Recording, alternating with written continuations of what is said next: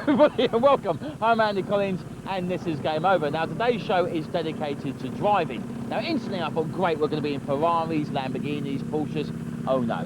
One of you lot emailed in and said, hey, why don't you get Andy Big Boy Collins going on some go-karts? So here I am at Bob's go-karting circuit in Chelsea, getting a damn good thrashing from these young blokes. But I'm going to get back into the race. So while I carry on racing, you lot check out the news. Come on.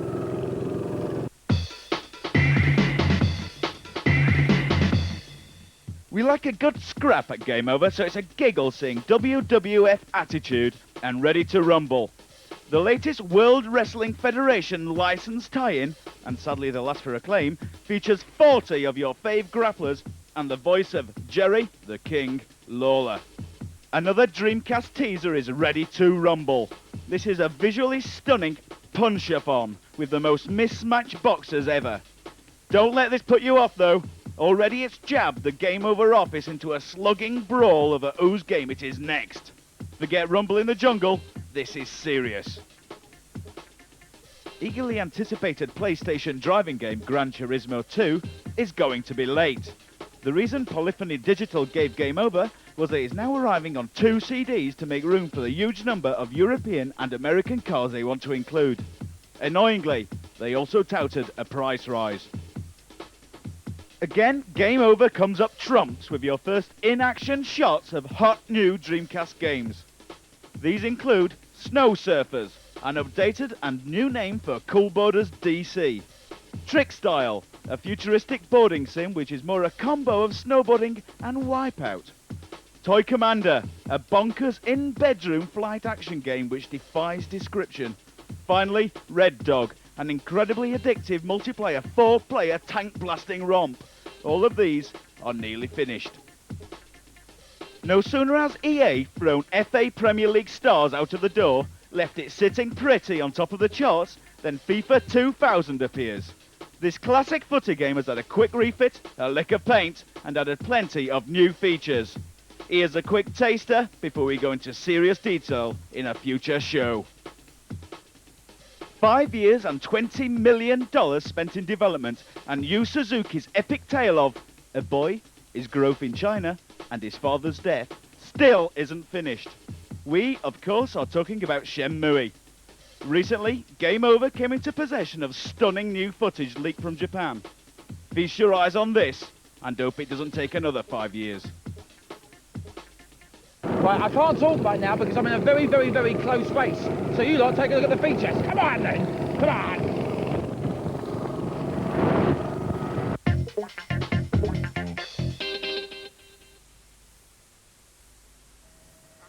Sick. Beneath contempt. Ban this sick filth. Just a few of the words thrown at the game Grand Theft Auto on its original release 3 years ago. But despite the uproar, GTA remained darkly humorous with a blasé attitude to video games violence. Now, to coincide with the release of the sequel, publishers Rockstar have produced this lovely little film of the game movie. So what's new for GTA 2? Full-on gang warfare, that's what, in a huge, living and breathing, urban hell. You play the familiar role of freelance driver come hitman come violent scum. But in GTA 2 you have a choice of 7 different crime syndicates to commit thuggery for. And given these crims don't like each other much, a bit of strategy is demanded on your part as you play one off against the other. The Yakuza hate the Zaibatsu Corporation, the Zaibatsu hate the Hare Krishnas, and the Krishnas hate the Yakuza. The rednecks hate everyone except close family and Elvis. It's a vicious circle, but you'll have to tread carefully or else find yourself with a bullet in the head. As if life wasn't awkward enough, the good guys are no longer simple shoe shufflers. Irritate the Rozzers, then you have to avoid SWAT teams. Sneak off from them and you'll be shadowed by the FBI. Dodge their attentions and you'll face the army. And believe me, tanks are no laughing matter. Even the pedestrians, bonnet fodder in the original, go about their own thing and often get right in your way. If you're not careful, you could be the one getting mugged or discovering someone's jacked up your motor and departed with the wheels. Like the original, GTA 2 focuses on AI rather than superfluous polygon count. The top-down view remains because, according to Rockstar, it's a chase game rather than a driving game. You need to see what's in front as well as who's behind you. Game Over will take a more in-depth look at this maim, kill and destroy frenzy soon, but for the moment, relax in the knowledge that if GTA 2 is half as much fun as Grand Theft Auto, we'll all be violently happy.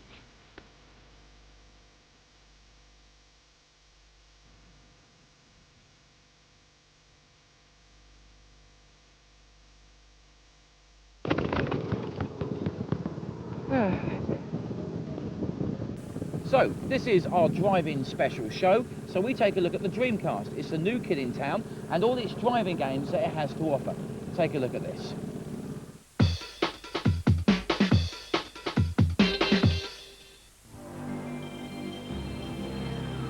The PlayStation seems to be the only console worth considering if you're a driving enthusiast. Tarmac screeching classics like Ridge Racer Type 4, Gran Turismo and Driver prove this. The N64 suffers badly in comparison, with only a few titles like F-Zero X and World Driving Championship being worthy of consideration. Now, however, it's time for Sega to throw their hat into the arena with the imminent arrival of the Dreamcast. The new machine has already proved it can cater for beat-em-up fans with the likes of 2D King of Fighters 99 and Marvel vs. Capcom, as well as the superb 3D Power Stone, Virtua Fighter 3 TV and Soul Calibur. However, Sega and its third-party developers haven't overlooked the massive popularity of the driving game genre, and some truly awe-inspiring games are set to arrive.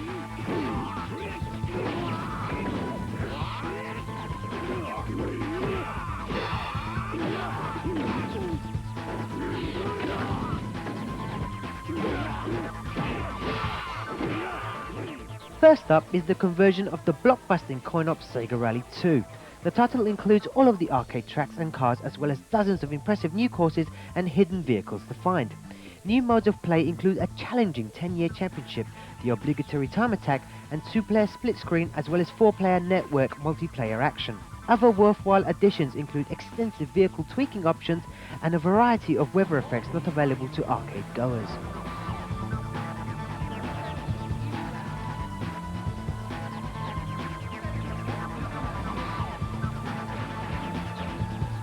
Buggy Heat continues the off-road racing style of Sega Rally 2, but in a more simplistic fashion, as opposed to Rally's in-depth simulative approach. Sporty saloons and hatchbacks have been replaced, however, by the likes of dune buggies, monster trucks, armoured people carriers, and the occasional turbocharged Super Mini. Tracks offer plenty of variety, ranging from steep, sandy hills, muddy mountain tunnels, and hazardously bumpy gravel terrain. Tweakable car settings and 2-player split-screen multiplayer action once again adds the icing to the cake.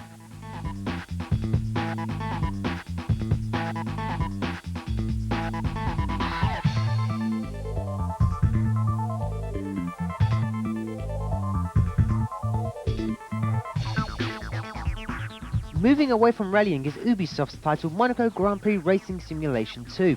It's not the newest of games, having already appeared on the PlayStation, PC and N64, but the Dreamcast version is looking very promising. Everything an F1 fan would need, including the tracks and cars, is here, as well as the selectable options of arcade or simulation driving styles. But the most interesting addition to the title is the retro mode. Players get to select insanely difficult handling racing karts to drive over a variety of impressive yet fictitious tracks. If you think you're a bit tasty around Monaco in your modern Ferrari, then this mode will certainly provide a lasting challenge.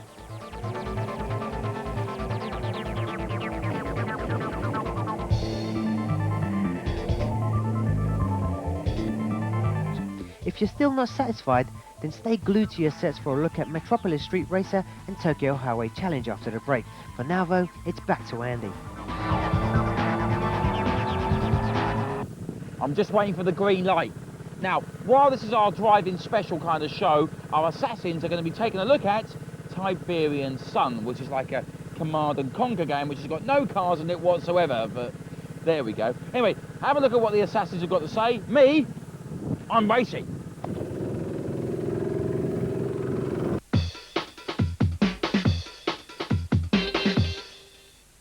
Command & Conquer Tiberian Sun is the latest in the record-breaking CNC line.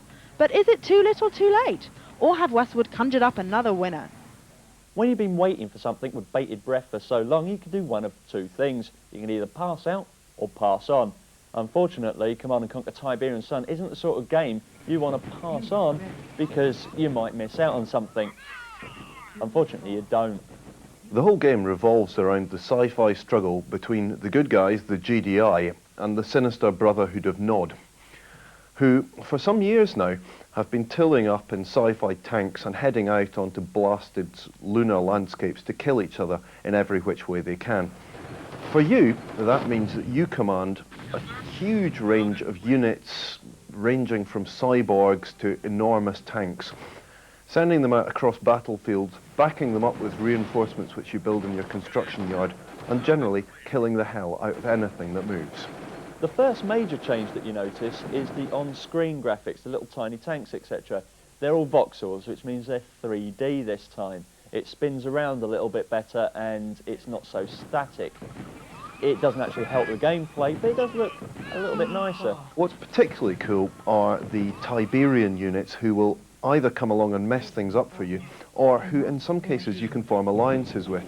These include the Pit Fiend, who bears a striking resemblance to the Sarlacc pit in Return of the Jedi, who will suddenly pop up and drag your men kicking and screaming into its guts, or the Forgotten, who are a strange green race of beings who live on the planet. Now, of course, when the original Command & Conquers both came out, they were the yardstick. Everybody was looking to Tiberian Sun as pushing that yardstick a bit further, but unfortunately we've had Total Annihilation, we've had StarCraft, we've had these amazingly brilliant real-time strategy games, and this is just another one of them. It is superb, but it doesn't actually eclipse anything. If you're a fan of the series, you won't be disappointed, and if you're new to it, you will find that the tip-top level design, superb range of units, and tweaked to perfection gameplay will not disappoint. Looks brilliant too, an absolute classic. Join us in part 2 when we'll be taking a look at Speed Freaks and one of the most eagerly anticipated of our rally games. We'll see you in 2.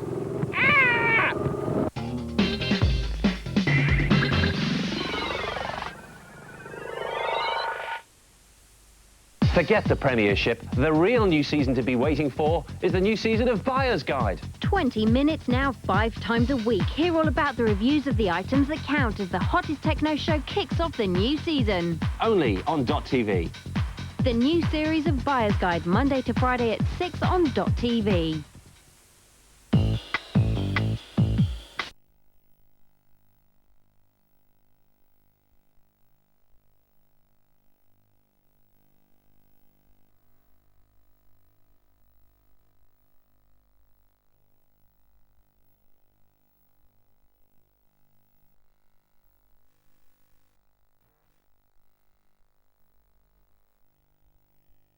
Special edition of Game Over. Now, it's the second of our previews. The game is called Metropolis. Now, they say it's the Gran Turismo for the Dreamcast. It's British designed, yes.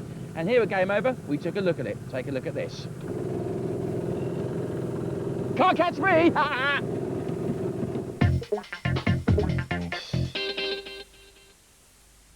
Metropolis Street Racer has a lot to live up to. Developers Bizarre Creations, previously responsible for the early Psygnosis published PlayStation F1 racers, are promising big things from their debut Dreamcast title. Already the game is arguably the most visually stunning racer ever created, with some truly amazing graphics that showcase the Sega console's capabilities. Features include massive free roaming tracks and dozens of selectable convertibles from the likes of Mazda, Honda, Alfa Romeo and Mercedes. There are 9 courses planned for the final release, and these will be based on actual real-life locations.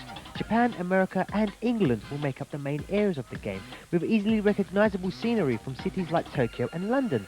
Bizarre Creations are aiming to create the most realistic racing game ever devised. Dreamcast owners will be able to judge for themselves this November. Another racing game featuring real cars and locations is Tokyo Highway Challenge. The title has been developed by Genki, the team behind the impressive Virtua Fighter Free TV conversion for Dreamcast. Highway Challenge is an interesting cross between a classic racing title and a beat-em-up. Players have to hunt out adversaries while cruising the infamous Shutuko Tokyo Highway. Once an opponent is found, a flash of headlights signals a challenge, and fast speedy motorway battles commence. Once this happens, 2 energy bars appear at the top of the screen, and whoever is leading in the race drains energy from the trailing car until eventually one victor remains. There are over 20 basic models available to test drive, and these range from Nissan Skylines to Mercedes SLKs. Bonus is the ability to upgrade all the cars to ludicrously turbocharged levels. Graphics are up to Genki's usual high standards, with realistic car models, beautiful neon-lit Japanese surroundings, and super smooth frame rate. Tokyo Highway Challenge won't be a launch title, but should appear on Dreamcast by October. Okay, time now for our main feature. Rosie went up to Cheshire to take a look at this new rally game that's in town. It's called a Rally Championship, and here's her report. Go on, go on, go on, yes, yes, yes, ah! I've beaten you, you made me 8!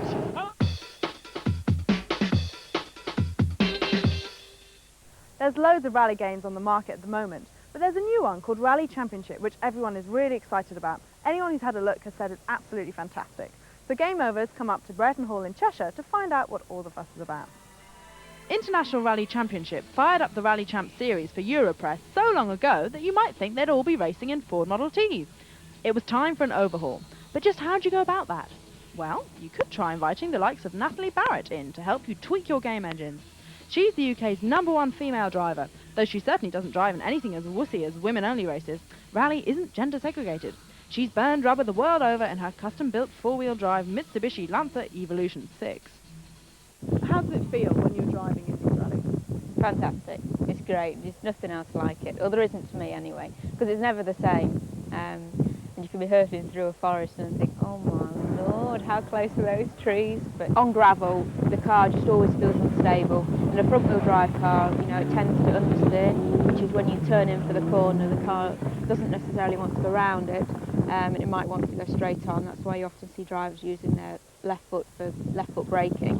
Braking's sometimes a problem. The car can lock up and go straight on. It's not so good. As your conditions and surfaces change, what sort of things do you have to change in the driving? What do you have to take into account? If it's wet, for example, on tarmac, you have to be aware that the car might aquaplane. Snow's always tricky, it always catches people out. You just, you know, back off a little bit because you've lost the grip completely. You know, the grip's not there. And driving in the fog's a big oof. That's an awful lot of action to try and squeeze into a game. Pity the developer who would try. Well, Natalie may be queen of the ride track, but personally, I'm much happier inside, comfy seat, cup of coffee. I've found Rick Banner, executive producer of Rally Championship. He's going to tell us a bit about the game. So Rick, Natalie's just been telling us about the thrill she gets from rally driving on the track. How have you tried to capture that in your game? Well, Rose, we spent 2 years developing this game. We've gone to great lengths to create a very special rally experience for game players. We've been to all the car manufacturers, photographed all their cars, hundreds of photographs per car, modelled the cars inside and outside, and we've also gone to all the stages, which no one else has ever done before. Not content with accurately mapping the location of every worm and thistle to be encountered on the trail, they have, of course, brought in professional drivers. We've met Natalie Barrett, but who else was involved with the game? There's Tapio Laukkanen, who's the current British Rally Championship winner, and there's Martin Rowe, who was last year's winner, and many other drivers, Dave Higgins, Mark Higgins. Well, they've come into the offices and sat down and they've said, oh, this car doesn't brake as much as it should do. So we've actually changed it there and then and said, oh wow, that's spot on. There's an awful lot of rally games on the market at the moment. You've obviously spent a lot of time on this one, but what do you think that Rally Championship has that other games don't? The cars in Rally Championship can be damaged, so the car can get indented and bits can fall off. So the wing mirrors, the bumpers, the bonnet can fly off. This all affects the way the car handles. So if you damage the front right, then the car will start pulling towards that side. We've got some really fantastic weather effects in the game that have never been done before. From rain, landing on the windscreen and refracting a light properly, and also moving depending on the speed of the car. You can take shortcuts if you can find them. There are rivers, there are lots of little areas that we've never been able to do before because of the amount of detail we can put into the stages. But given the nature of the licence, all of these environments are in the UK rather than the Corsicas and Swedens we're used to in other rally titles. Do you not think that's a handicap? No, I don't. We found that all the different locations like the Isle of Man, Ulster, England, Scotland, Wales had great diversity. So you'd have nice open forests compared to, say, Ulster, which is all tarmac, open country, and the Isle of Man, the coastal stages, and lots of narrow tracks to really rally down. The game is vast. You can drive all 420 miles of the race's 36 stages. It's also got in-depth sim management modes. If your vehicle is damaged, you'll need to make decisions about exactly what to repair, with only a limited amount of time allowed in the garage. But what about those who'd rather just charge dangerously around the track without stopping to think about such realism fags as damage and maintenance? Well, we've catered for them as well. We have an arcade section which they can just load up and start. In arcade mode, you're looked after a bit more. You make mistakes and you damage the car, it's not going to affect it too badly. So you can just jump in and burn off if that's what tickles your fancy. The PC version's due out October, the PlayStation and Dreamcast versions early next year.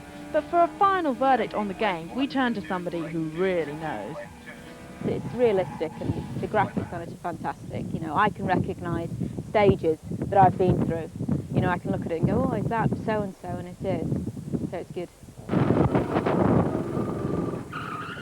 Now, when it comes to four-way driving games, there is only one king, isn't there? Mario Kart. Well, not anymore, because people say there are two games on the PlayStation that they say can take the crown off of Mario King. Now, one of them is called Crash Team Racing. We'll be taking a look at that later on in the series. The other one is called Speed Freaks, and the Assassins, well, they took a little gander at it.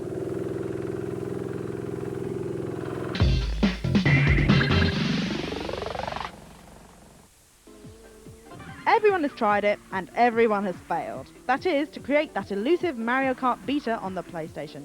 Is it possible? Enter contender number 12-ish with Funcom's Speed Freaks. Speed Freaks is the latest in a long line of games that are queuing up to be the PlayStation's answer to Mario Kart on the N64. It's got incredibly bright colours, it's got cutesy characters with big eyes, it's got stupid power-ups all over the place, and it's got a 4-player mode.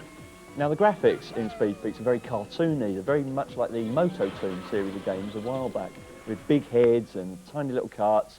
And the reason why I like this, and I prefer this to, say, them trying to go for a slightly more realistic feel, is that you can do really wacky and stupid power-ups and really wacky and stupid things to each other. The characters in here are basically a bunch of deformed kids with big heads. You've got all the classroom stereotypes, from the little nerd to the brainy kid who's developed an ultra-high-tech kart. The problem is, they all look kind of the same, there's no personality here. Another thing about Speed Freaks, of course, is in the title. It is very quick indeed. It moves along at a fair dinkum rate, and you don't notice any flicker in the screen. The graphics retain that nice look about them. They're very colourful, and they even retain that when you're playing 4-player. Now get this, 4-player on a PlayStation. Mario Kart has won a lot of fans because it's got superb multiplayer capacity. Speed Freaks really loses out on this. In the 4-player mode, there's just not enough to hold your attention. The power-ups in Speed Freaks tend to be things like bombs, oil slicks, and machine guns, things that you've seen hundreds of times before. Another thing about most games, and Speed Freaks certainly explores this avenue, is you get little bonuses and little extra bits of track to go and find. So if you've completed the game once, you can go back, you can find extra little bits that you never saw before. It generally helps if someone stood over your corner and points them out as you're going. But nonetheless, it gives that game a little bit of a longer lastability. At the end of the day, it oozes playability, and for me,